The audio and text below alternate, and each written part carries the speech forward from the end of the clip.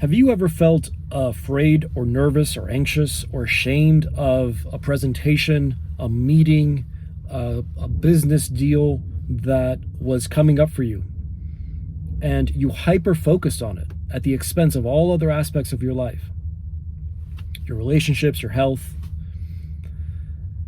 If this is true for you, I'm here to tell you that your problem is not the problem. Your problem is how you relate to your problems. And that's what we're going to explore in this video. I can look back in my own life and just reflect on all of the instances in which I thought if I got certain things done, or if I accomplished certain things, finished certain projects, had them go the way I wanted them to go, that I would find lasting happiness, lasting joy, lasting success. And it's never been the case. In fact, the complete opposite has been the case. The success, the joy, the happiness were all ephemeral feelings. They were all temporary sensations that I felt. And in fact, there's never been anything in my life that has produced out in the outer world lasting peace, lasting happiness, lasting fulfillment, lasting joy. Despite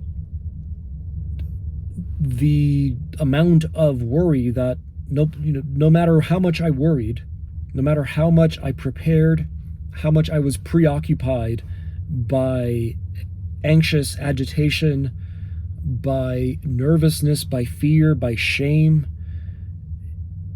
it has never actually led to the sense of fulfillment that I've always sought in objects, in activities, and in my relationships. And what it has done has just made the journey all the more difficult, because despite wanting to pursue success and fulfillment through objects, activities, and relationships, my experience along the way has been tainted. It has been contaminated by a tremendous amount of worry, of anxiety, of fear, of shame that I'd get it wrong, that I would be humiliated in public when I was doing presentations and so on. And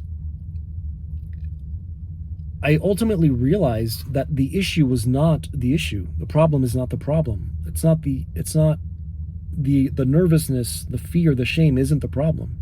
The problem is my resistance to feeling it. That is what ultimately perpetuates the shame, the fear, the nervousness, the anxiety. And it's so fascinating. I mean, you can test this out yourself right now. Think of 3 or 4 things that you have to do in your life that are coming up for you, that you have some genuine concern about. You have some genuine anxiety, some genuine fear or shame around doing. This could be a big client meeting. This could be making an offer to someone, to a business, to an individual. This could be starting a company. This could be asking someone out on a date. See if you can get in touch with what those things are, and then get in touch with the underlying feeling that you feel toward those things.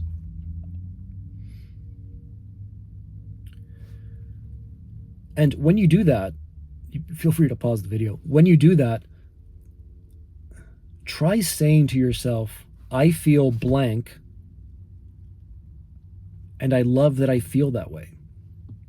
And see what that does to your experience going through those tasks or achieving those goals or what have you.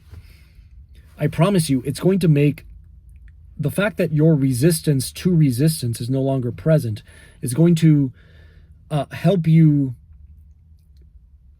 accomplish those things from a place of wholeness, from a place of groundedness, from a sense of being more assured of who you are, and not buying into the belief that accomplishing those things is going to actually give you the lasting peace or happiness or fulfillment that an aspect of you, a part of you, thinks will ultimately come from those things, because it won't. That's just the reality of things. In the outer world, our sense of peace and happiness is, and success even, it's ephemeral. There's always, our experiences are just, they're ephemeral. They're not permanent.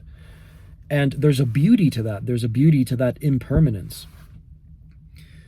As well as there's a potential pitfall into thinking that it's not impermanent, but in fact achieving X, Y, and Z is actually going to give you what you ultimately seek, and that's just not the case. I'm reminded of a thought experiment by Nietzsche, who mentions imagining a demon visits you, and this is me paraphrasing this, and he says to you, he gives you a thought experiment of, would you affirm your life in all of its highs and lows if your life were to recur eternally?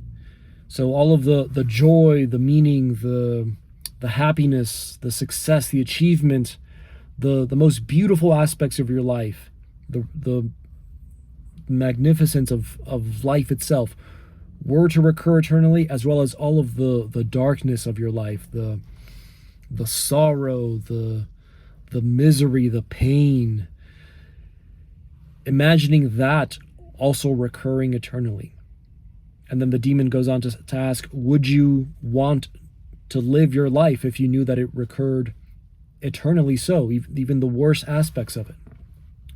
And the degree to which, you can kind of think about this as a litmus test, the degree to which we are willing to affirm our life is the degree to which we can adopt a life-affirming posture. It's the degree to which we say yes to life itself.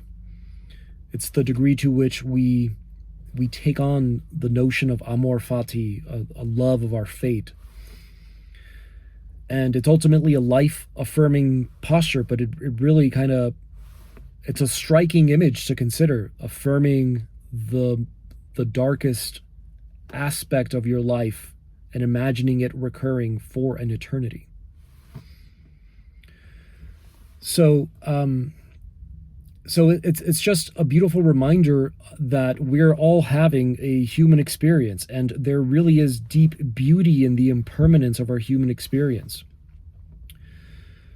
That when looked at appropriately, when looked at from the understanding that it is impermanent, that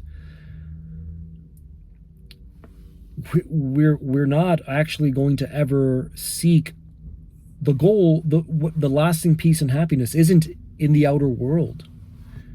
But yet, despite that, we can still pursue goals and objectives and so on, and milestones, with a sense of openness, a sense of welcoming our experience as it arises moment to moment.